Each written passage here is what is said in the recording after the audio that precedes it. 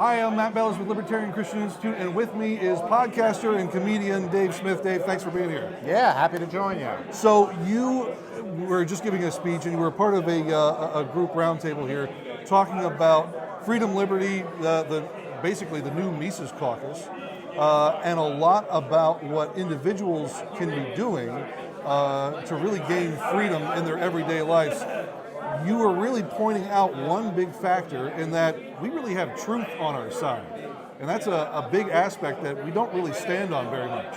Yeah, well, we don't have much, but we do have that. Yeah. You know, like we have, that's kind of like the power that we have. Like they have power in their like institutions and in their propaganda, but what we have is that we have the truth on our side. And it's not, as I think most Christians know, right? Yeah. Like it's not necessarily that everybody is seeking truth. You're right. But there are people out there who are seeking truth. Sure. And for those people, we have something compelling to tell them. So in your basic mindset, what would be that basic compelling truth that you would want people to know? The basic compelling truth is that essentially that what actually leads to prosperity and peace isn't the state. Right. It's people voluntarily cooperating with each other. Yeah. And that the whole narrative that the only way that people can enjoy civilization is with some type of centralized coercive force was always a lie. Yeah. It was always like an evil lie used by powerful people to control you.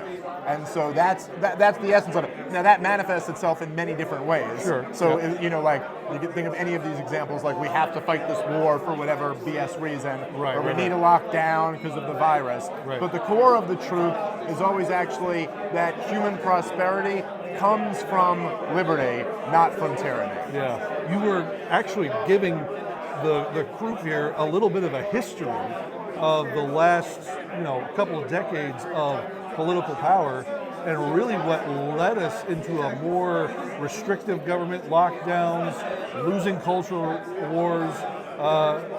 What really brought you to really recognize that and realize that as a comedian?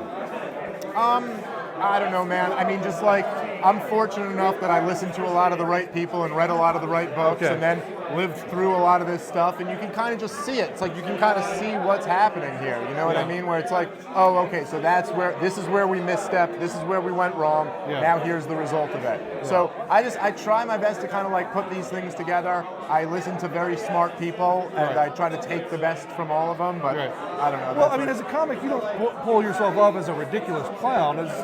You're somebody who's taking what you're seeing as truth today and putting a little bit of a bent on it so that it's easier to take and understand. Yeah, well, you also you learn a lot about because comedy isn't just like a stand-up comedy. At least it's not just like a one-way street. Right.